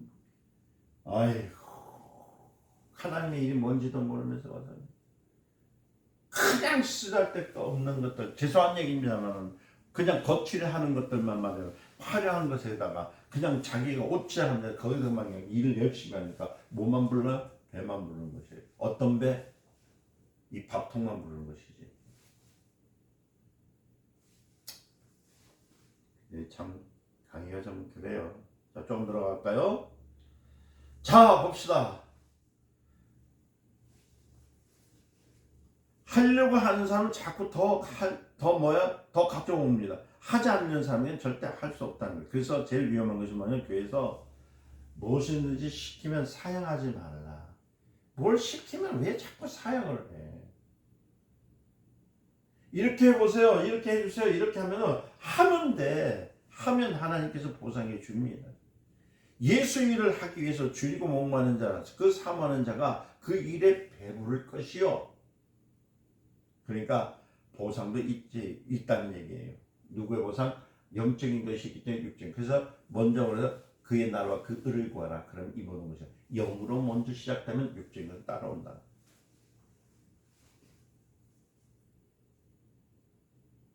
교회도 온 교인이 뭘 해야 되냐면 이렇게 영적 키워야 돼서 그래 성장하는 거. 온 교인이 열심히 줄이고 목마른 교회는 성장할 수밖에 없어요. 성장시키려고 하는 마음이 있기 때문에 바로 그때부터 성공이 되는 겁니다. 그래서 우리 교회는 이제 성장을 시킬 수 있습니다. 여러분들이 의에 줄이고 목마르면 되는 거예요. 우리는 예수의 일을 하기 위해서 줄이고 목마른 사람들이 되어야 돼요. 그래야 의에 배부른 사람들. 그래서 우리는 일하려고 하는 사람들에게 우리가 항상 말하기를 일을 하세요. 그러면 가는 거예요. 여러분들 보세요. 성경에 보니까 또 누가 나옵니까? 다니엘이나 다윗이나 보세요. 다윗이 조그만 일부터 시작했잖아요. 이런 큰 일부터 하는 거 아닙니다. 하나님의 일에 대하여 하나님의 이름을 영화롭게 하기 위해서 몸부림치고 목마르을 때 하나님은 성령시켜요. 그래서 제가 저번에 십계명 얘기를 한번 했었어요. 십계명. 여러분 십계명은 여러분들 매일 아침, 점심, 저녁으로 여러분 입에서 떠나지 마시길 바랍니다. 이 십계명 얘기한 이유가 뭐냐면 하나님의 계명을 지키기 위해서 계속 열심히 할 때 하나님은 그래서 여호수아서 1장에 보니까 마음을 강하게 하고 담대하라 뭐 때문에 하나님의 명령 이 계명 율법책을 입에서 떠나지 말라 했던 것은 바로 하나님의 하나님의 뜻. 그러니까 지금은 예수 그리스도의 뜻. 그래서 의에 줄인 자만이 배부를 영성으로 들어간다는 얘기입니다. 참 재미있죠? 조금만 더 합시다. 몸부림치고 목마르고 줄이니까 점점 더 큰 일이 생겨. 그래서 하려고 하는 사람에게 하나님이 더 축복해 주신다. 그래서 의에 줄이고 목마르듯이 우리는 하나님의 뜻은 하나님의 의를 위해 사는 사람 되시기를 위해서 축원드립니다. 그러니까 교회 내에서는 게으른 사람, 마냥 게으르고 막 그 사는 사람은요 하나님 기뻐하지 않아요. 그냥 와가지고 앉았다 들어갔다 이렇게 하지 마시고 나는 어떻게 하면 주의 일을 할까?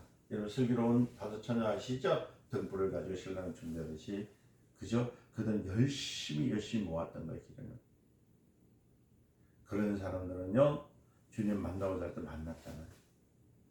기도하는 것도 마찬가지예요. 여러분들 기도를 해서 얻으려는 마음을 가지고 기도해야지 그냥 내래 해서 하는 거 아닙니다. 주님의 뜻대로 의를 위해서 기도하는 것. 하나님의 일을 위해서 구하려고 하는 그리고 구했으면 또 얻으려고 할 때에 얻어지는 것이지 그냥 하는 것이 아니에요. 그래서 구하라. 구하면 얻을 것이요. 찾아라. 찾을 것이요. 두드리라. 그러면 열릴 것이요. 하는 말씀이 여기 또 있습니다. 그러나 의를 사모하지 않는 자에게는 약속이 없어요. 보상이 없습니다. 그러니까 우리 예수님께서 하신 일들에서 의에 줄이고 목마른 자가 되어라. 그래 되시기를 예수님 축원드립니다. 또 어떤 사람은 눈을 뺏어라도 교회를 지은다고 하는 사람도 있습니다. 또 어떤 사람은 목숨을 버려가지고 또 주에서 헌신한다는 사람들이 있습니다. 여러분들 그래서 성경에 보면 마가복음에 보면은 마가복음 성경에 1장 10장 29절 내용이 보면은 참 이 내용 참 재밌어요. 그래서 30절까지죠. 30절까지 내용 봅시다. 성경을 좀 10절부터 제가 10장에서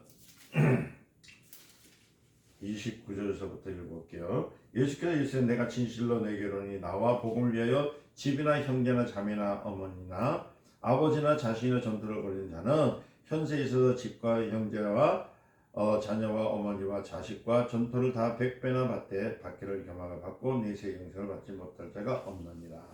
여러분이 이 말씀을 읽어봤잖아요. 읽지라도 주를 위해서 헌신할 수 있는 사람.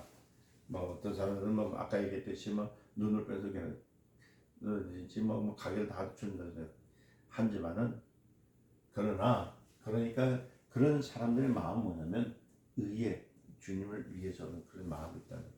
의를 위하여 나와 복음을 위하여 집이나 형제나 자매나 어머니나 아비나 친타를 벌이는 자는 금세에서 100배를 얻되 핍박을 겸하여 받고 내세는 영생을 받지 못한 자가 없다. 그래서 의에 줄이는 자는 그래서 여러분들 예수 일을 하기 위해서 즐거워하시길 바랍니다. 어떻게 줄이듯 목마르듯 사모하는 시 이 물을 찾듯이, 이 사망에서 물을 찾듯이 그 다음에 배고픈 사람이 밥을 기다리듯이 예수의 일을 하기를 줄이고 목마르듯이 사모하기를 예수님은 축원드립니다. 그저 사모하는 사람, 예수의 일, 그 예수의 일을 하기를 줄이고 목마르게 하는 사람들. 자, 오른손에 힘을 주세요. 나는 예수의 일을 하기를 사모합니다. 시작. 나는 예수의 일하기를 사모합니다. 시작. 나는 예수의 일을 사모합니다. 시작. 나는 예수의 일을 사모합니다.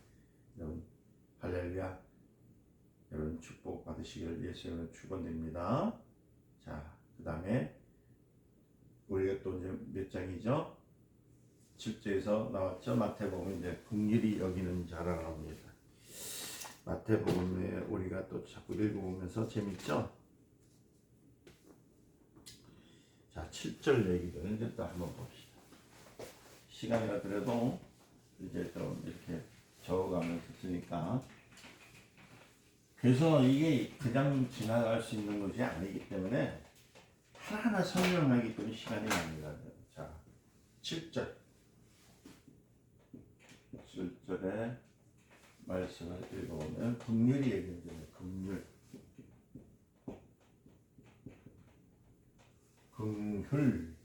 긍휼히 여기는 자.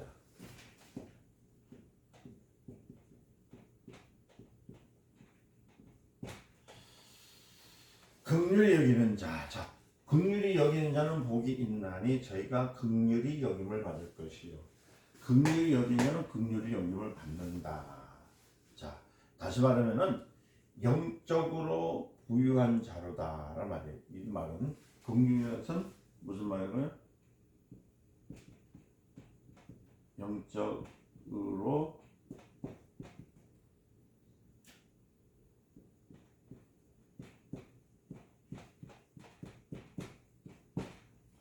영적으로 부유한 자다.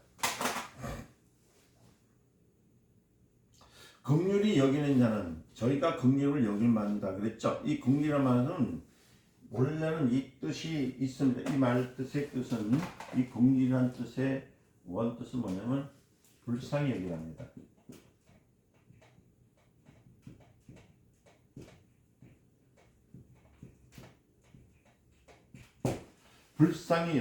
불쌍히 여기다 이런 말을 들을 수 있거든요. 그러니까 뭐냐면 여기서 조금 다른 것은 불쌍하다는 말과 사랑한다는 말은 이게 뭐냐면 이 불쌍히 여기다는 말은 요 뜻은 불쌍하다와 사랑한다. 이걸 합친 말이에요. 이걸 합친 말이 불쌍히 여기다는 말이에요. 불쌍히 여기다. 불쌍히 여기는 거는 불쌍하다와 사랑하다는 말이 여기 있다는 거예요. 그대로 불쌍하다는 말은 뭐냐면 그대로 불쌍하다는 이걸 그냥 불쌍하다 이렇게 해버리잖아요. 불쌍하다 해버린 것은 뭐냐면 이 말 뜻은 민망하다는 뜻입니다.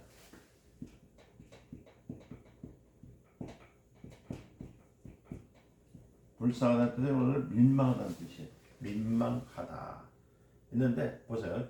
예를 들어서 거지를 볼 때 불쌍해 안 보세요? 불쌍하죠. 사랑합니까? 안 사랑하잖아요. 거지는 불쌍하지만 사랑하는 사람은 아니라는 얘기입니다. 그러나 자기 아들이 시궁창에서 빠져가지고 엄마하고 들어옵니다. 그러면 그거 보는 순간 불쌍하기도 하고 사랑스럽기도 하겠죠. 그러니까 자기 자식은 불쌍하기도 하고 사랑스럽고 그냥 불쌍히라는 말을 쓸 때는 그런 말인 거예요. 탕자가 돌아왔을 때 불쌍하지만 사랑스럽습니다. 그런 것을 가지고 긍휼히 여긴다는 거예요. 긍휼히 여긴다. 그러면 불쌍하지만 사랑하는 것. 그래서 이것이 합해진 말이다. 라고 쓰면 됩니다. 그러니까 우리가 어떤 사람을 긍휼한 심령이라는 것은 뭐냐면 모든 사람을 볼 때에 먼저 어머니가 되어진 심령으로 긍휼로 자식을 바라보는 마음으로 하는 심령을 긍휼한다. 불쌍하지만 사랑스러운 마음가짐.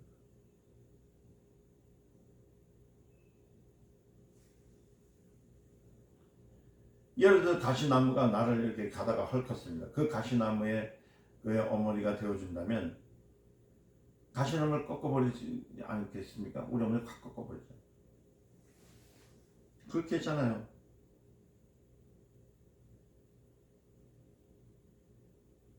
예를 들어서 뭉둥이가 밥을 얻어 먹으러 왔어요. 그래 예를 들어 한센병 건진 사람이에요.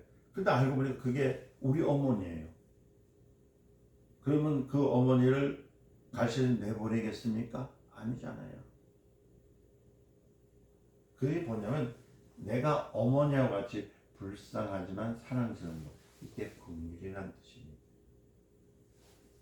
긍휼이 여기는 자. 그래서 교육자가 교인의 어머니가 되어진다면 여러분들 교인들을 위해서 희생하는 거예요. 이해되셨어요? 목사가요 교인의 어머니가 되어야 돼요. 장로는요 권사는 교인의 어머니가 되어야 돼요. 집사는요 교회 어머니가 다 모두 긍휼히 여기는 마음이 있으면 싸우잖아요. 모든 사람들이 다 어머니 같은 마음. 우리 모두가 어머니가 되시기를 좀 축원드립니다. 그래서 어머니가 되어지기를 주의 이름으로 축원드립니다. 아멘. 그래서 이웃을 내 몸같이 사랑했다 할 때에 긍휼한 마음, 어머니와 같은 마음.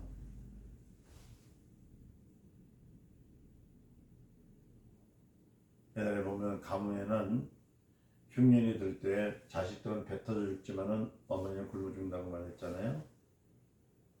자식이 배고파 죽을까봐 먹어 하다가 엄마는 배가 찢어져 죽는다는 얘기가 있습니다. 이와 같이 긍휼히 여기는 자 할 때는 저는 우리 긍휼히 여길 수 있는 사람들이 되어라. 그러니까 이웃에게서도 어머니가 되어져야 되고 우리 성도들에게서도 어머니가 되어져야 되고 우리 집에서도 어머니가 되어라는 겁니다. 이웃의 어머니가 되지 않으면 긍휼이 있을까? 이웃이 될 수 없습니다. 이 긍휼이 될 수 없습니다. 그러니까 곧 긍휼히 여기는 사람은 자기가 긍휼히 여김을 받을 것이요. 그래서 주님께서 그 가르치신 기도 가운데 우리가 우리의 죄를 사하여 주신 것 같이 우리 죄를 사하여 주시옵시고 하는 것이 긍휼입니다. 긍휼. 거기에는 죄라는 것은 원문은 나에게 무리한 빚을 징계한 자가, 그러니까 다시 말하면 그 우리가 우리의 죄를 할 때 그 원문은 나에게 무리한 빚을 진 자가 갚을 수 없게 되었을 때에, 이해됐어요? 내가 그 빚을 탕감하는 것 같이 나의 죄도 그렇게 탕감해 주시옵소서. 내가 갚을 수 없으니까 탕감해 주세요 하는 뜻이 그 안에 있는 겁니다. 성경 참 그 뜻이 오묘하죠. 내가 갚을 수 없으니까 탕감해 주세요. 빚진 자가 와서 그 빚을 갚을 길이 없을 때 내가 그 빚을 탕감해 주는 것. 갚을 길이 없을 때 어떻게 해야 됩니까? 그걸 뭐 목을 졸아가지고 죽일 거요? 살릴 거요? 갚을 길이 없어야 탕감해 주는 거예요. 그것처럼 나의 죄를 갚을 길이 없어요. 그래서 나의 죄를 탕감해 주시옵소서 하는 거. 그러니까 갚을 자가 갚을 수가 없는, 목숨밖에 없는, 그러니까 목숨을 자르지 않고 살릴 수 있는 것, 그게 탕감입니다. 나의 죄를 사하여 주옵시고. 우리가 긍휼히 여길 때에 긍휼히 여기시는 하나님 이신 것을 믿으시길 바랍니다.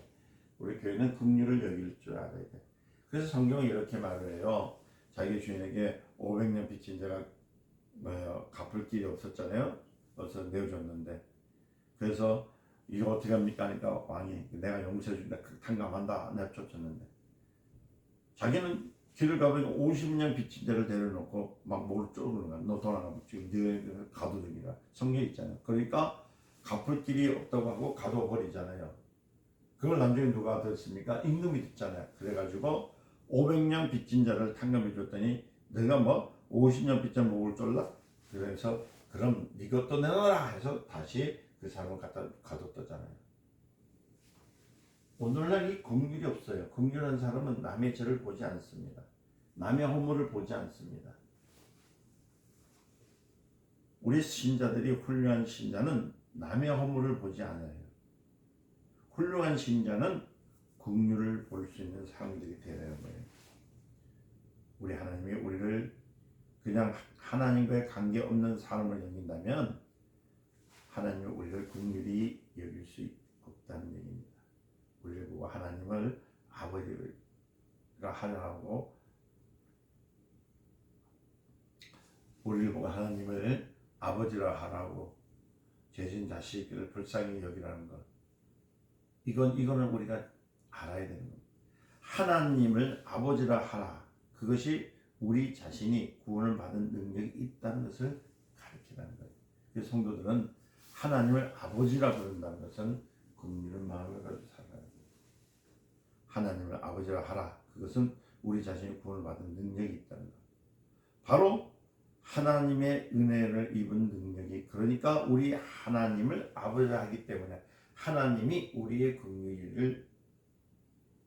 우리를 긍휼히 여기시고 있다는 거예요. 왜요? 자식이니까. 불쌍히 여기니까. 자식에게 대한 불쌍히 여기는 마음을 가진 그것을 갖고 있으니까. 그래서 여러분, 탕자가 왜 나오냐면 우리 하나님을 아버지라고 부를 권리를 준 자체, 긍휼의 하나님인 것을 가르쳐주기 위해서요. 우리 하나님을 아버지라고 부를 수 있는 것, 그것이 우리를 긍휼히 여기시기 때문에 아버지라 하는 것이라는 것을 믿으시길 바랍니다. 하나님이 왜 우리에게 아버지라 했느냐? 하나님은 우리의 긍휼히 여기시는 분이라는 것. 그러니까 남이면 긍휼이 있습니까? 없습니다. 남이면 사랑할 수도 없어요. 하나님은 아버지니까 나를 긍휼히 여기신다는 것. 이해되셨죠? 자, 예수님이 우리를 탕자같이 여기시고 있다는 사실. 부모가 더러운 자식을 보고 불쌍히 여기면서 사랑스러운 아들을 대하는 것처럼 그런 심정이 우리 주님과 똑같아요. 긍휼히 여기시. 그러니까 뭐라고 하냐면 긍휼히 여기는 자는 긍휼히 여김을 받을 것이요. 이 말은 그러니까 너도 내 이웃을 긍휼히 여기시라는 거예요. 영적으로 부유한 사람은 긍휼히 여기는 사람이다. 그래서 하늘에서도 저희를 긍휼히 여길 것이다. 여기서 잘 들을 것은 뭐냐면 너희가 긍휼히 여기라. 그러면 긍휼히 여김을 받을 것이요. 그러니까 이 말은요, 너희들이 긍휼을 받았으니까 뭐예요? 너희가 긍휼히 여김을 받음을 통해서 살아라. 영적으로 부유한 사람, 그것이 긍휼한 사람인 것을 믿으시기 바랍니다. 오늘 여기까지 하고 또 다음 강의로 하겠습니다. 기도합니다. 하나님 감사합니다. 오늘 주님께서 주신 말씀에서 또 다시 이어질 말씀에 주님께 힘을 주시옵소서. 예수님의 이름으로 기도드립니다. 아멘. 수고하셨습니다.